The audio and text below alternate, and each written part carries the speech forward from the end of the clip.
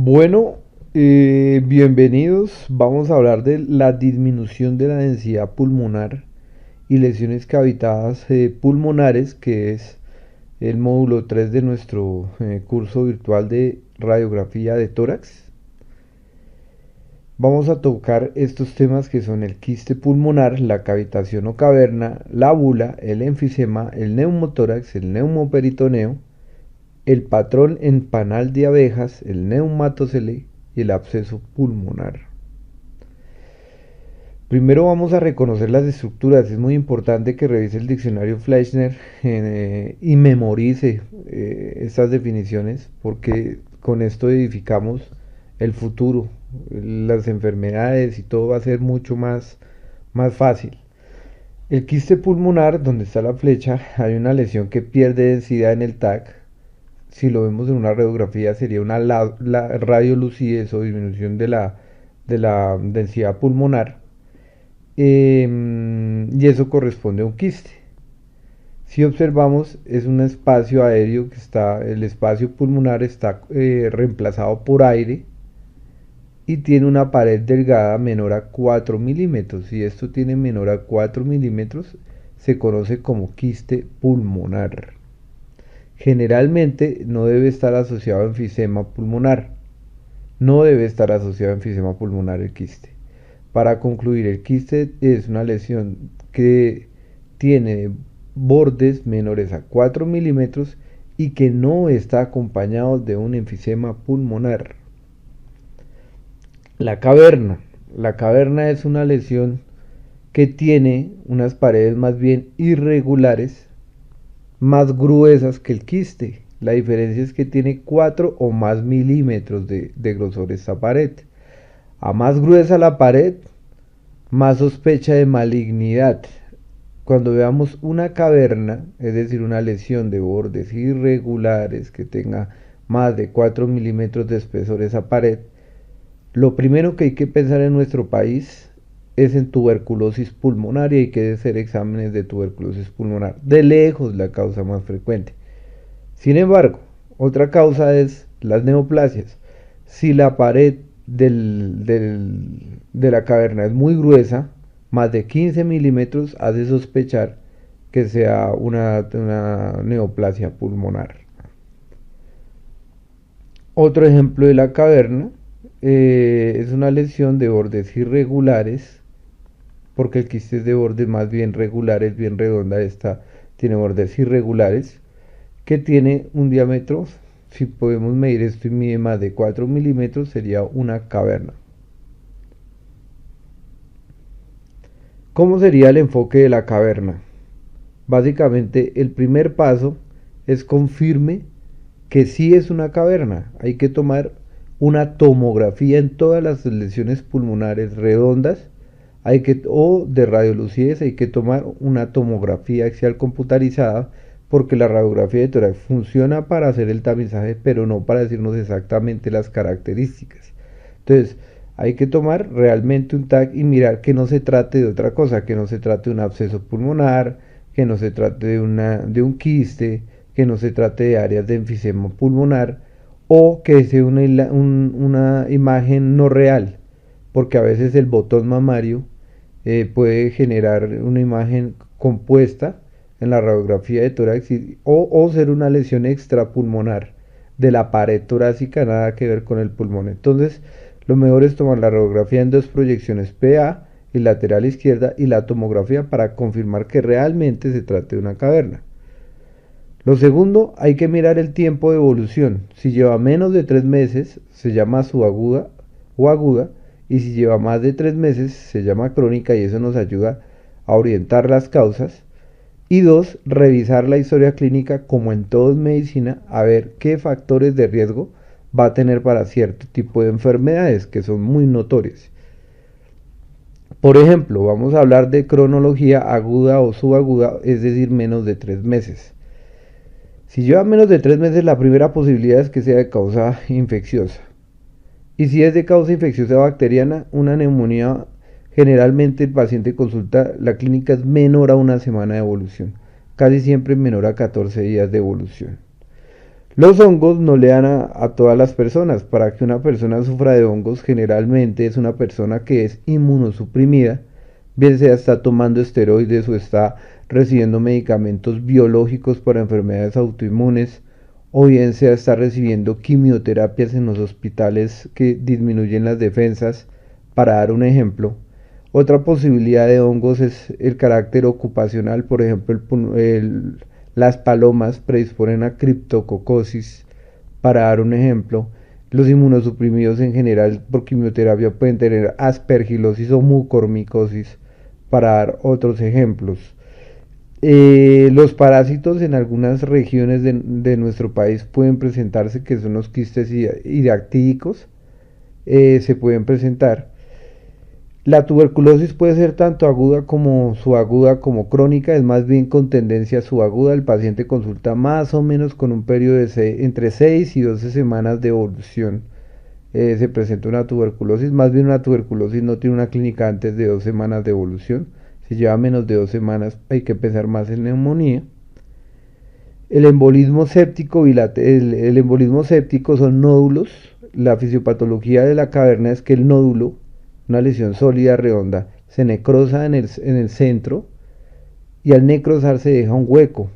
Eso es una caverna, ¿correcto? El embolismo séptico generalmente produce lesiones que son bilaterales en ambas regiones del pulmón. Ese embolismo séptico se presenta en cualquier paciente que tenga infección sistémica.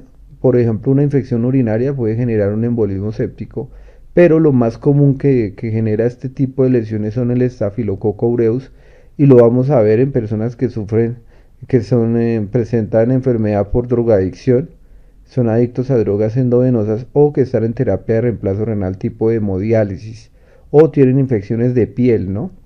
Celulitis extensas, etcétera, etcétera, etcétera. La nocardia, que el diagnóstico de nocardia es por PCR y por estudios microbiológicos. La otra posibilidad es que sea crónica, es decir, mayor a 3 meses. La tuberculosis pulmonar de lejos es la causa más común en nuestro país y en los países suramericanos, incluso americanos, y en muchas latitudes. La siguiente causa son las neoplasias. Las neoplasias pulmonares, sobre todo en fumadores, son lesiones más bien crónicas y se acompañan todos con expectoración con sangre. Las neoplasias se pueden sobreinfectar, pueden tener neumonía al tiempo. El paciente llega con fiebre, escalofríos, leucocitosis, y el motivo de consulta puede ser eso, una clínica más bien aguda, pero dentro de la imagen se encuentra una neoplasia. Es común que se sobreinfecten.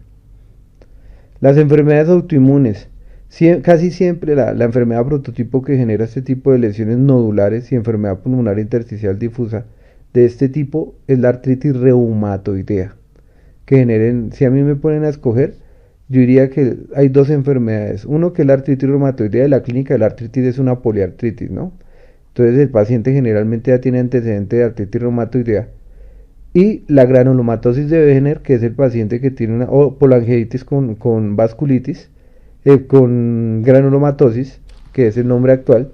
El Wegener, el paciente tiene tos con hemoptisis, puede tener un síndrome nefrítico acompañando el cuadro, y se presenta un TAC con nódulos cavitados. Son las dos enfermedades que yo pensaría son las prototipo en el enfoque de una caverna. Tengan muy en cuenta que estas enfermedades requieren medicamentos que bajan las defensas, y la tuberculosis. Si a mí me llega una artritis reumatoidea o un Wegener en tratamiento inmunosupresor, lo primero que va a pesar es una tuberculosis. Voy a tener pruebas para tuberculosis. Si estas son negativas, voy a pensar que es esto lo que me está generando, la misma enfermedad me está generando las lesiones de las cavernas. ¿Cómo enfoco yo una caverna? Básicamente hay que hacer estudios microbiológicos de esputo, hay que mandar a cultivar el esputo, hay que tomar baciloscopias seriadas de esputo, hay que tomar reacción en cadena a la polimerasa para tuberculosis, que se llama PCR por GeneXpert, que es una de las técnicas para tuberculosis en nuestro hospital se realiza. Si con esto no llegamos al diagnóstico específicamente de tuberculosis, el siguiente paso es hacer un lavado broncoalveolar, o sea, una fibrobroncoscopia. se lava el alvéolo y ahí se va a cultivar hongos y bacterias, y más específicamente la tuberculosis también. Si los hongos son negativos, si las bacterias son negativas, si no encontramos nada en el lavado broncoalveolar, tuberculosis, etcétera, hay que evaluar muy bien la tomografía que se debe tomar desde el comienzo, siempre hay que hacer TAC, y considerar una biopsia pulmonar para ver si tiene alguna de estas entidades, por ejemplo una nocardia, por ejemplo un hongo o las mismas neoplasias. Vamos a pasar de tema. Vamos a hablar de lo que es el índice tabáquico. El índice tabáquico es el número de paquetes año. Es una fórmula que indica el riesgo de enfisema pulmonar y EPOC, que se saca de la siguiente forma: número de cigarrillos en el día por el número de años fumados, y esto lo dividimos en 20. Eso todo médico que llega a una clínica le pregunta en el índice tabáquico. Si no se sabe el índice tabáquico es algo grave. Por favor, tome una foto, memorícelo, haga un octavo de cartulina o una hoja blanca, péguela en donde lo pueda ver usted todos los días. Entonces, si ese índice es menor a 20 paquetes año, es de bajo riesgo de EPOC. Si está entre 20 y 40 años, es de riesgo intermedio. Y si es mayor a 40 años, es de riesgo alto para EPOC. ¿Correcto? Cuando se realiza la patología de un paciente que fallece con EPOC, se encuentran a ver estas lesiones negruzcas, y si vemos acá la histología, vemos cómo el alvéolo pulmonar, todo el parénquima pulmonar se reemplaza por aire, o sea, se pierden unidades alveolares y se reemplaza básicamente por aire. Si se reemplaza por aire el pulmón por las pérdidas de unidades alveolares, ¿cómo se va a ver una radiografía? Se va a ver negro, se ve radiolucio, es decir, un pulmón enfisematoso. El enfisema puede ser centroacinar, que es el típico de los fumadores que se presenta en los ápices pulmonares. El panacinar, que se presenta en todo el pulmón, pero lo podemos ver en las bases pulmonares, porque el centroacinar es el que vemos en los ápices. Si está en las bases, pues es panacinar. Este es un ejemplo de un enfisema pulmonar. Esto es un pulmón que es normal. Básicamente es un pulmón que respeta su parénquima pulmonar. Pero si observamos acá, este parénquima pulmonar es reemplazado por aire. O sea, se destruye el parénquima pulmonar y es reemplazado por mayor cantidad de aire, una disminución de la densidad pulmonar.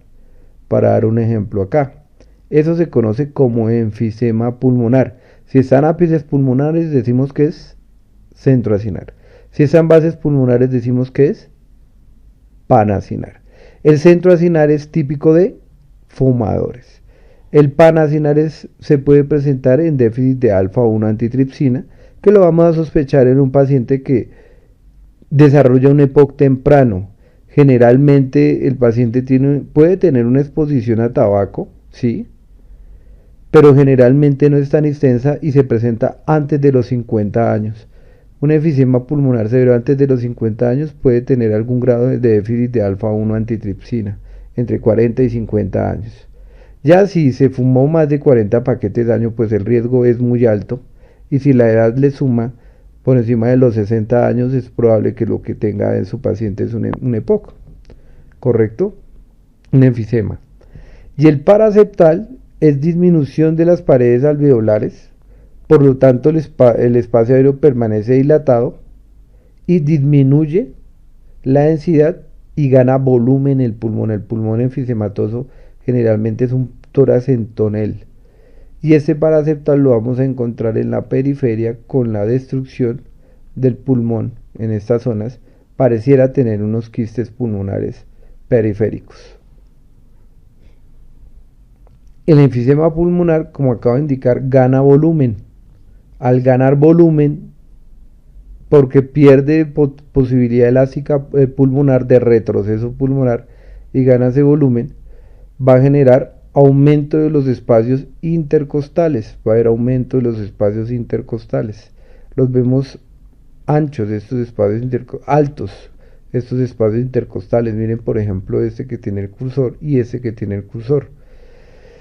¿Cómo podemos saber si tiene atrapamiento aéreo? Pues contando si tiene aumento de la inspiración. Aquí recordemos que viene, aquí alcanzó yo a ver la costilla posterior, el arco costal posterior. Acuérdense que cuando el que alcanzamos a ver siempre es el segundo porque el primero está por acá detrás. Entonces va segundo, tercero, cuarto, quinto, sexto, séptimo, octavo, noveno, décimo y 11. Si alcanzo a contar 11, el valor normal eran 10, si vimos el primer video, 10, entonces ese paciente tiene aumento de la inspiración, es decir, está atrapando aire. Lo otro es que las costillas están horizontalizadas, tienen horizontalización de las costillas. Tercero, que tiene aplanamiento de los lomos diafragmáticos, existe un aplanamiento de los lomos diafragmáticos. Esto traduce que este paciente está ganando volumen y tiene atrapamiento aéreo. Nótese que el pulmón del enfisematoso es negro, completamente negro. Si vemos un pulmón blanco en un paciente pulmonar, hay que pensar es en una enfermedad pulmonar intersticial difusa. En eso es lo que hay que pensar.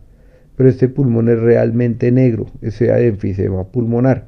Y dos, el hipocratismo digital no es de la época menos de que tenga bronquiectasias o cáncer pulmonar, que desarrolle un cáncer pulmonar. Podría hacerlo. Si tiene hipocratismo digital también hay que pensar en una enfermedad pulmonar intersticial difusa. Horizontalización de los diafragmas, aumento del volumen pulmonar, aumento del espacio intercostal, aumento, horizontalización de las costillas y la oligoemia pulmonar hace referencia a disminución en la atenuación o radiolucidez pulmonar, aumentada la radiolucidez pulmonar. En una lateral que podemos encontrar, pues el aumento del diámetro antero-posterior. Hay un aumento que es el tórax entonal realmente. Hay aumento del espacio retroesternal y hay un aumento del espacio retrocardíaco y aparte de eso hay una horizontalización de los lomos diafragmáticos. Si yo tomara una regla acá, el lomo diafragmático debería tener 2.5 entre la regla y lo que tiene el lomo diafragmático, 2.5. Pero si vemos ni siquiera tiene lomo, está recto. 2.5 centímetros debería tener. Y esto está recto. O sea, hay atrapamiento aéreo. Neumotórax. El neumotórax básicamente es una radiolucidez que gana volumen pulmonar. Miren cómo desplaza el cardiomediastino hacia el otro lado. El neumotórax es el acúmulo de aire entre las dos pleuras, que puede ser espontáneo o puede ser secundario.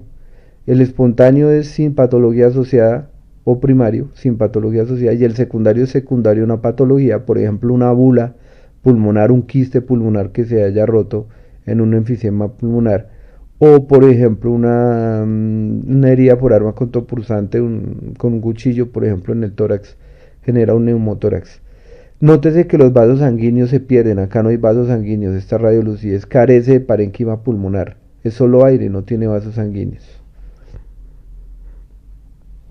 Y el neumotórax a tensión, acá que el anterior también era tensión, nótese cómo se desplaza la silueta cardiomediasténica contralateral, o sea, gana volumen, no hay parénquima pulmonar, hay un signo que es el signo del surco profundo, que pues acá no está tan claro, pero el surco profundo es que va hasta abajo, ¿correcto? Va hasta abajo, el surco se ve el pico, mucho más descendido que el contralateral. El neumotórax de tensión es una emergencia médica que requiere drenaje pronto de este aire, porque colapsa el corazón, comprime la vena cava inferior, disminuye el retorno venoso, disminuye el gasto cardíaco y genera un choque de tipo obstructivo. Y la única forma de salvar al paciente es descomprimiendo el tórax bien sea con un Yelco 14 aquí, o bien sea por medio de un cirujano general que inserte un tubo de tórax, o alguien que tenga entrenamiento en esto. Aquí podemos encontrar la presencia de efisema subcutáneo vemos en los tejidos blandos aire, que eso es completamente normal, y encontramos en el tejido celular subcutáneo ese aire, se conoce como enfisema subcutáneo. Si nosotros tocáramos la piel de ese paciente, los tejidos blandos tendrían crepitación, estarían crepitando. Y podemos observar acá en el diafragma una columna de aire, una línea de aire, un doble contorno de aire. Ese doble contorno de aire que podemos observar donde está la raya se llama neumoperitoneo. Eso quiere decir que hay aire suelto en la cavidad abdominal. Una de las principales causas es la úlcera péptica perforada o la ruptura esofágica. Se rompió algo en el estómago y sale con aire. ¿Qué puede tener aire en el tubo digestivo? Aire puede tener el estómago, aire puede tener el colon. También puede ser una neoplasia colónica perforada, o un intestino perforado puede generar un neumoperitoneo. Adicionalmente, esta radiografía tiene algo especial, que podría tener un doble contorno en el pericardio, como si tuviera un neumopericardio, pero no está tan claro. Más lo que tiene es el neumoperitoneo, ¿correcto? Listo. Hay un signo que se conoce como el signo de la media luna o del aire creciente, que hace referencia a esta media luna de aire. Es una media luna que se ve negra, ¿correcto? Y en su interior hay una lesión redonda que es hiperdensa o radiopaca si la vemos en una radiografía de tórax. Eso se conoce como micetoma. Eso es una bola de hongo. Entonces hay un hueco en el pulmón que puede ser una secuela de una caverna, por ejemplo, y un hongo se mete ahí, que generalmente es el Aspergillus, y ese Aspergillus coloniza y genera este signo, que es el signo de la media luna. Ese paciente generalmente tiene síntomas de asma, tos sibila, puede tener eosinofilia en sangre, puede tener tos con hemoptisis, puede tener pérdida de peso, ¿correcto? Se le toma una tomografía y el problema es el micetoma. Aquí vemos, por ejemplo, una lesión que es nodular, lesión nodular con el signo del aire creciente de media luna. Eso es típico del hongo tipo micetoma. Si ustedes se sabe eso, dicen, uy, ese doctor conoce radiología. Muy bien, vamos a hablar de lo que son las bulas. Entonces, bulas es una lesión que mide más de 1 centímetro, ¿correcto? Radiolúcida, es decir, tiene disminución de la densidad pulmonar o aumento de la transparencia pulmonar, si lo quieren mencionar de otra forma. O sea, se ve más negro, si lo quiere entender de otra forma. No hay ningún problema. Importante, que tiene una pared delgada, no muy bien definida realmente, que es esta pared que se ve acá, menor a 1 milímetro si se mide. Y lo más importante, porque esta es la misma definición de un quiste. La diferencia entre el quiste y la bula es que la bula está sobre el enfisema pulmonar. O sea, es sobre un pulmón enfisematoso. Si eso es así, su paciente tiene una bula. ¿Qué problema tiene el enfisema buloso? Que si se perfora la bula, genera un neumotórax.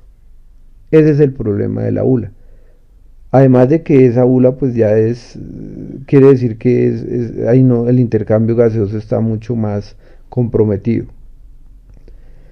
Otro ejemplo de la bula, recuerde que es una lesión superior al centímetro y que tiene una pared delgada menor al milímetro sobre un enfisema pulmonar. O sea, gana volumen, horizontalización de diafragma, de costillas, diafragmas, etcétera, etcétera.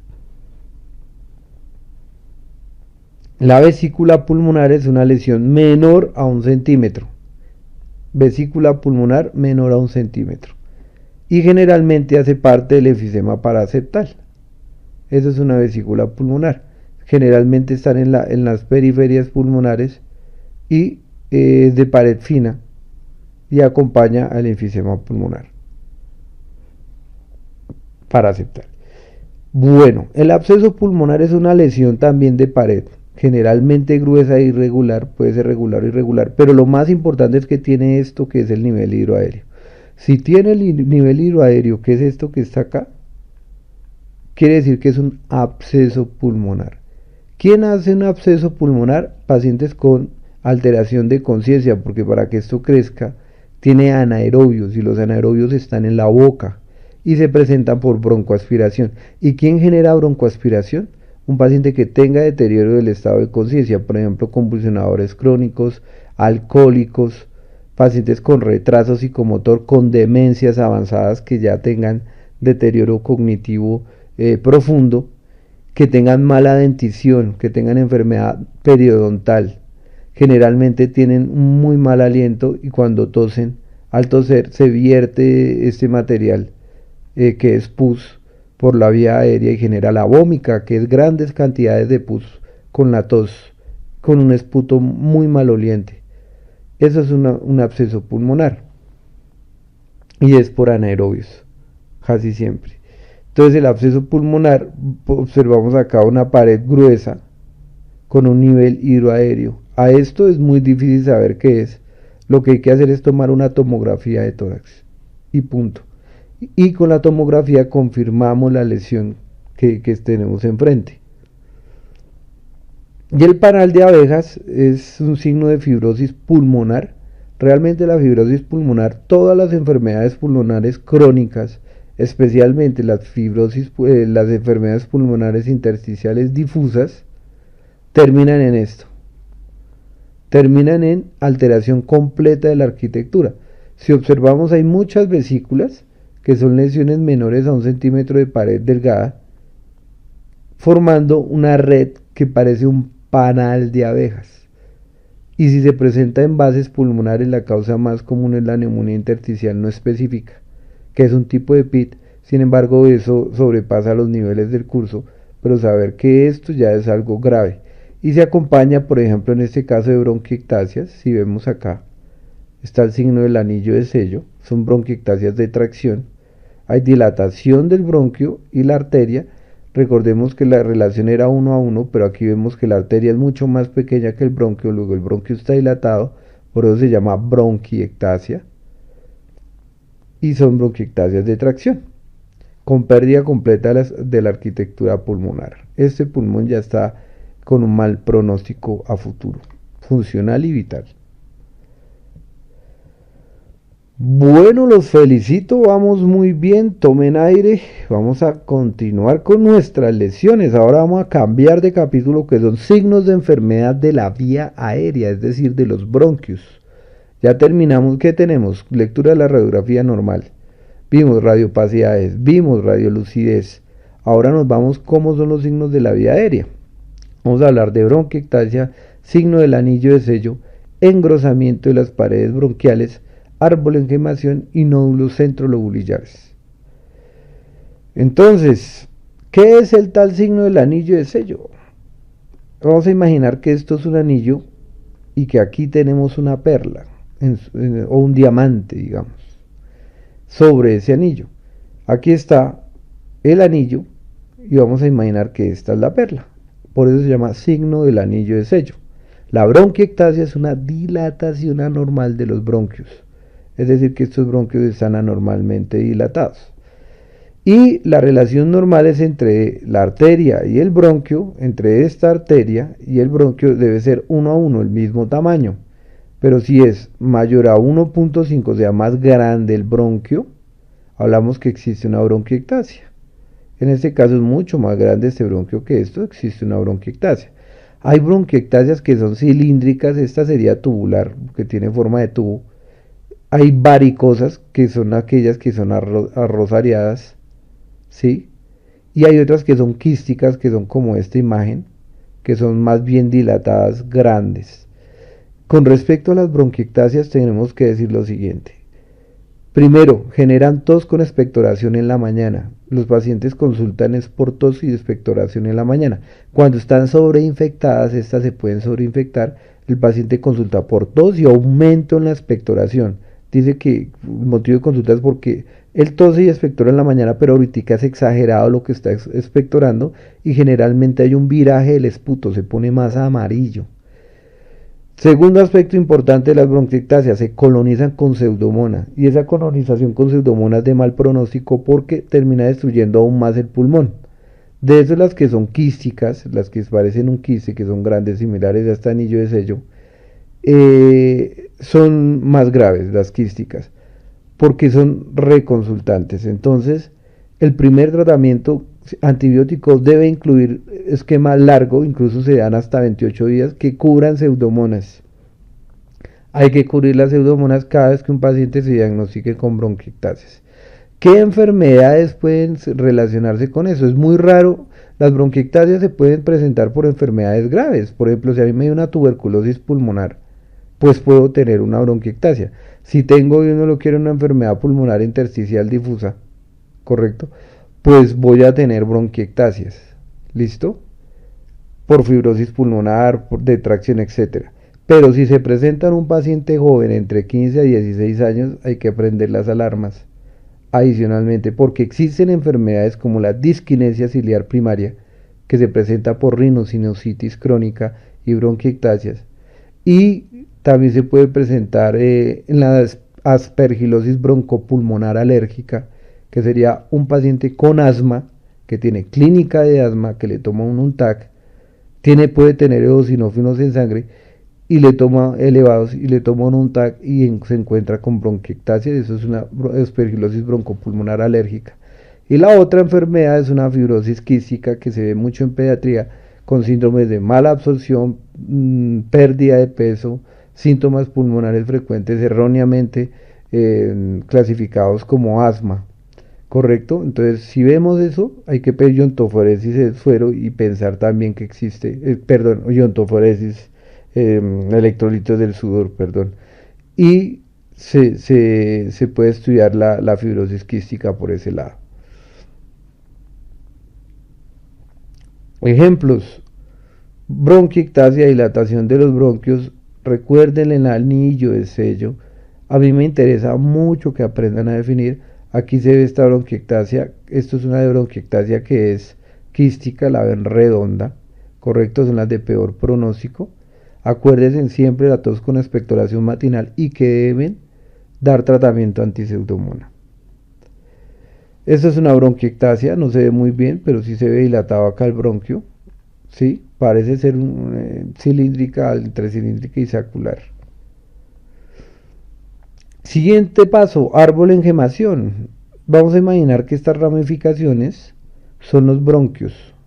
Ramificaciones son los bronquios y vamos a imaginar que estos son los alvéolos. ¿Listo? Cuando se ocupan los bronquios de cualquier material, por ejemplo pus, y los alvéolos, se ve como un árbol en gemación. Si vemos acá están los bronquios llenos de algún material y ese material emana unas hojitas que son los alvéolos. Todo eso está lleno de material, por eso se llama árbol en gemación, muy similar a esto.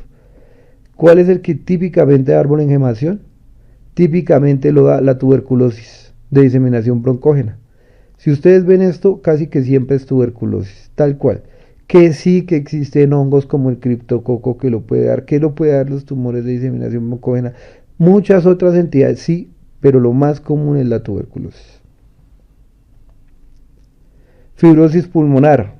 Vamos a seguir construyendo el vocabulario.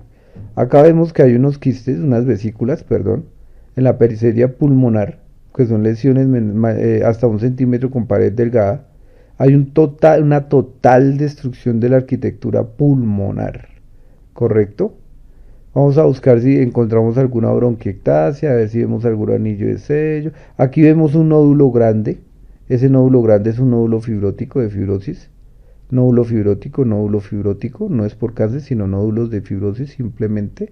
Acá vemos una gran bola, o no, parece más un área como de enfisema pulmonar localizado, porque aquí está aumento de la transparencia, disminución de la densidad pulmonar, pero vemos parénquima pulmonar. Si no viéramos parénquima pulmonar, hablaríamos de la bola, pero como vemos parénquima pulmonar, eso es el enfisema.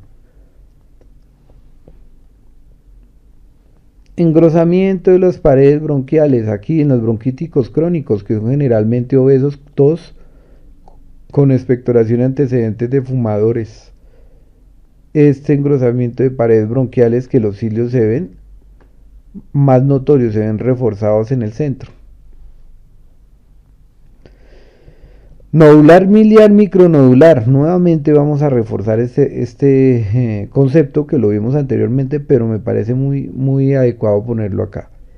Nodular miliar básicamente son nódulos aleatorios que se presentan.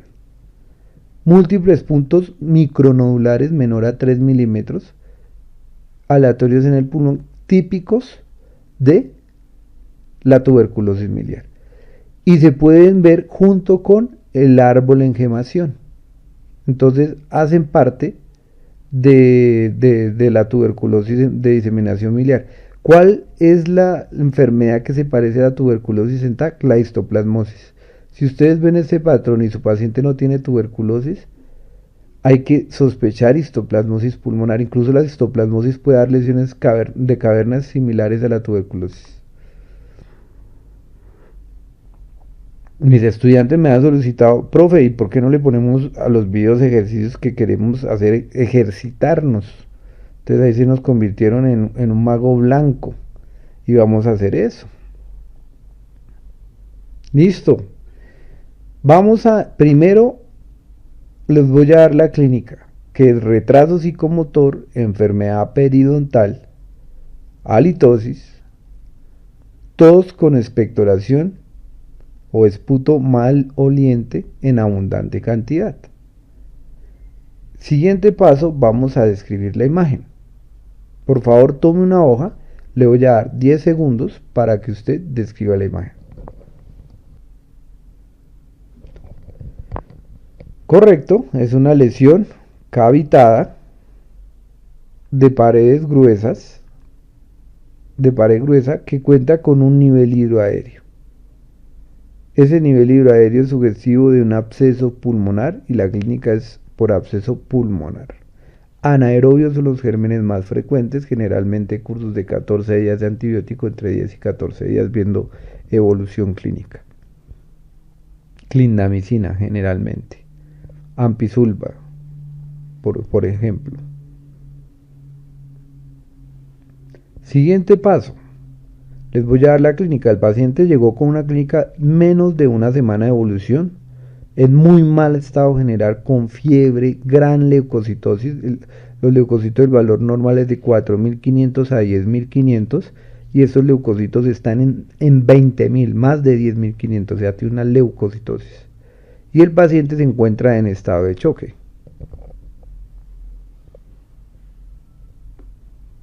Por favor, describa esta imagen.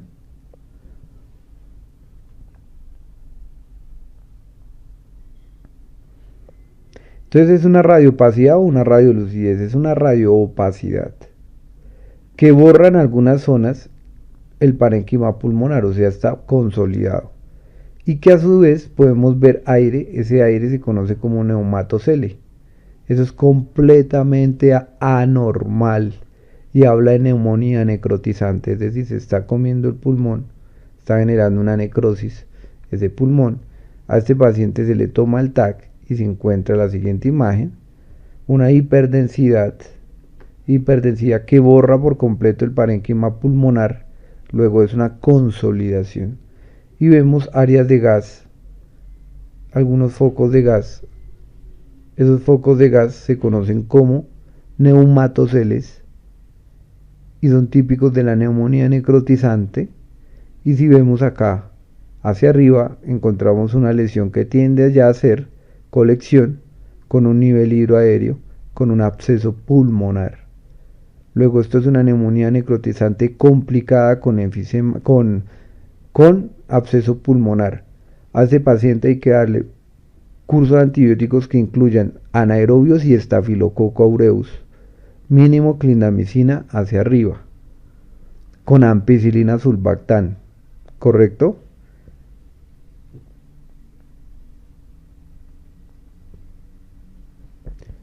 Vamos con otro ejercicio. Les voy a dar la clínica, que son antecedentes de uso de drogas endovenosas. Llega con fiebre y leucocitosis. Recuerden que los leucocitos se elevan en infección y el valor normal es de 4.500 a 10.500. Por encima de 10.500 hablamos de leucocitosis. Por favor, describa estas imágenes que se encuentran señaladas con la flecha.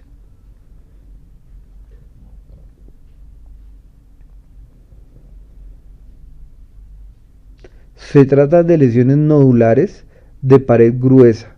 Si miden más de 4 milímetros hablamos de cavernas. Y son únicas o múltiples, son múltiples. Si el paciente tiene antecedente de drogas endovenosas, tiene fiebre y leucocitosis, me hace sospechar en un proceso infeccioso agudo. Ese proceso infeccioso agudo generalmente es por estafilococo. Y es una bacteriemia por estafilococo con embolía séptica. Esto es un embolismo séptico. Si observamos, no los quería enredar, pero aquí vemos un árbol en gemación. Vemos aquí los arbolitos, los troncos, los bronquios, troncos, con algunas hojas. Para que observemos que no exclusivamente la tuberculosis pulmonar puede generar eso. Para dar un ejemplo.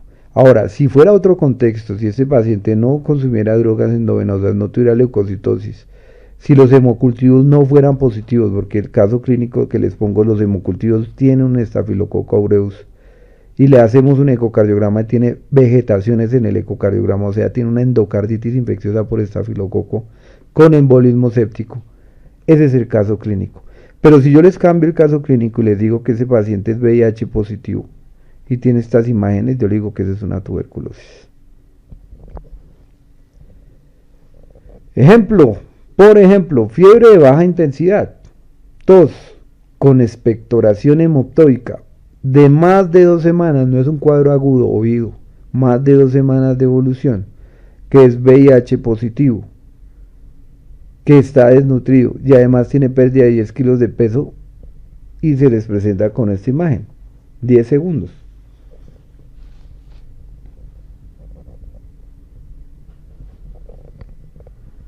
Es una lesión de pared gruesa, más de 4 milímetros, luego es una caverna, si bien menos de 4 es un quiste, entonces más de 4 es una caverna, que con este cuadro clínico, si les digo que está ubicado en los ápices pulmonar, especialmente en el ápice pulmonar derecho, la localización es muy de tuberculosis, que es la causa más común de las cavernas. Otro caso clínico, tos con expectoración y sangre pura en abundante cantidad, de hecho le han transfundido sangre, tiene antecedente de hace un mes que tiene disnea o presenta en su cuadro clínico un mes de disnea, fiebre de baja intensidad y le muestran esta imagen. Por favor, 10 segundos para describir la imagen. Aquí podemos encontrar una lesión nodular con signo del halo reverso, es decir, que tiene un reforzamiento en la periferia y en su interior se encuentra vidrio esmerilado y otras lesiones que están en otro grado de evolución, porque ya esta es una lesión nodular de pared gruesa, en su interior se encuentra aire, luego es una caverna. Cuando encontremos esto así, esas lesiones nodulares en estos diferentes grados de atenuación y de evolución, hablamos de la granulomatosis de Wegener o granulomatosis con poliangiitis, típica enfermedad, es muy común, muy característica, no es común, pero es característica. Pero seguramente continuará, de pronto vendrá derrame pleural más adelante y vendrá radiología del corazón y vendrán otros temas muy apasionantes de la radiología. Vamos a ir construyendo conocimiento con nuestros estudiantes. Yo soy el profe Over y muchas gracias por revisar los videos.